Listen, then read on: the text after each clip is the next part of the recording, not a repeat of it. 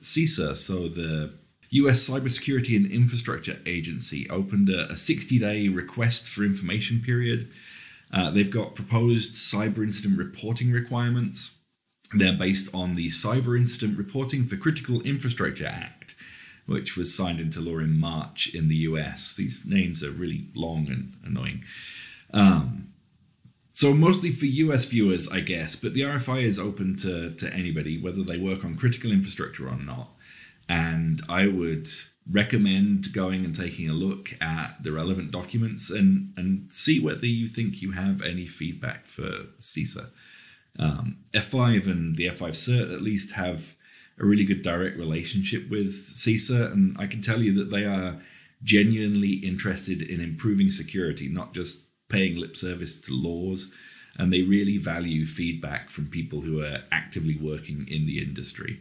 So this is our chance, our collective hour, to make sure that the rules and procedures that get implemented off the back of that legislature are actually, workable and realistic.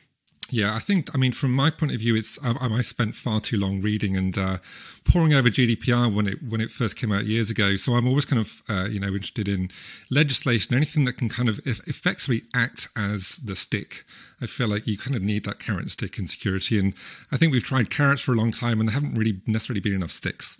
So it looks like this might be another little stick to use, but a stick with a good intent, as you said. I think what's going to be really interesting, and clearly, as you said, Aaron, this is a great chance for people to come in and have their say, because it's going to be a case of, how does CISA, how does the legislation define a significant breach? What does it mean by, the ransomware reporting period? When do the 24 hours start for ransomware reports? When does the 72 hours start for other breach reports? And what constitutes, as I said, a significant breach? I think there's going to be so much ambiguity, possibly. And this is one thing that GDPR does really well, I think, which is it's kind of intentionally ambiguous. The language is such that it's about best efforts, best endeavors. It focuses on the impact of privacy rather than kind of technical controls. So it's going to be really interesting to see what kind of feedback is given and where this ends up going. What do you guys think this will mean for manufacturers like F5 or other security manufacturers? Will this lead to policy changes that are sweeping and impactful? Or, as Aaron mentioned, is this kind of lip service? So I think this will lead to policy changes. I mean, as far as impacting manufacturers go, I think these requirements will be impactful to our own technology services cybersecurity team, right? The people that manage our infrastructure and what we use to supply services to other people, whether that's our cloud services like F5 Distributed Cloud, or whether that's our support organization, those things. There are certainly other pieces of legislation coming down the pipe relating to software bill of materials, and those will have probably a huge impact. I think undeniably a huge impact on manufacturers of both software and hardware. So I was going to check, Aaron. This bill's really about reporting, right? It's not about mandating certain kinds of, say, controls, removing default passwords, that kind of thing. It's really about how and when should people that manage and own critical infrastructure services report that to the government effectively. Yeah, and what should they report back? There's lines in there about having to report back how you were breached. Let's say it was ransomware. What ransomware hit you? How did it get in? And I think that's where some of the difficulties around making this actually workable will come. Maybe not what malware were you breached with, or maybe not how did they get in, although that can often be very difficult to ascertain. But certainly things like when it comes to attribution, was this a foreign nation state attack? Attribution is a really thorny topic, at least personally speaking. So from the sounds of it, it may be more focused or impacting for companies that are selling services. Is that maybe a fair assessment? Okay.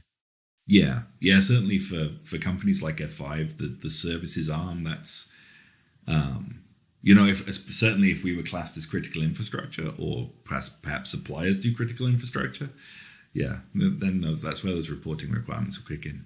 Yeah, I think that'll be the key, because clearly it's not going to drive, say, like I said, like a change in technical controls. So for organisations like F5, for example, it might not drive the direction necessarily of, say, products or services.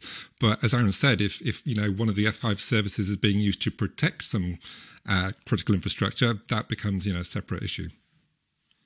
Yeah, sorry. So just adding, I guess, on to what Aaron said, I think part of the difficulty with some of these, rules, legislation, and guidelines is this is around, what, when, and how to report these incidences, because there's so many different ways in which organizations can be breached.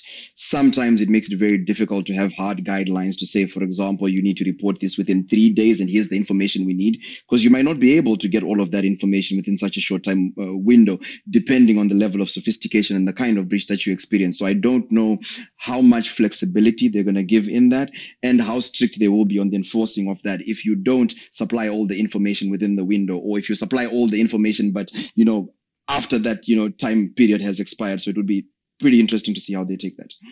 The last question from me that I have on this one is, do you guys think this will impact other nations as they develop cybersecurity law out there? Is this going to be a trendsetter, or is this more of a following? Are there other countries that are already doing this that we may be unaware of here in the U.S.? I think that what CISA says, CISA, however you want to pronounce that, it does tend to get picked up and looked at by other countries. I'm not saying that, say, the EU or the UK is going to pick this up and run with it and implement it in exactly the same manner.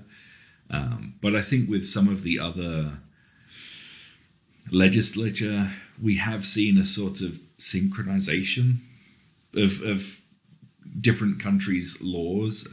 And I think there is a benefit to that. If we all apply radically different controls, then for global companies that work across borders, complying with all of those different requirements gets really, really difficult. Yeah, I think that'll be the key. Unlike, something like GDPR, which does kind of affect multiple countries, because of it affecting EU citizens, which could be served from anywhere, this feels a bit more kind of localized to the US. But I think, as Aaron was saying, the great, and even though it's only really applicable to critical infrastructure, I think the hope is that by the time organizations have updated policies and have better practices for reporting, they'll do that across the board, whether it's critical infrastructure or whether it's a different country.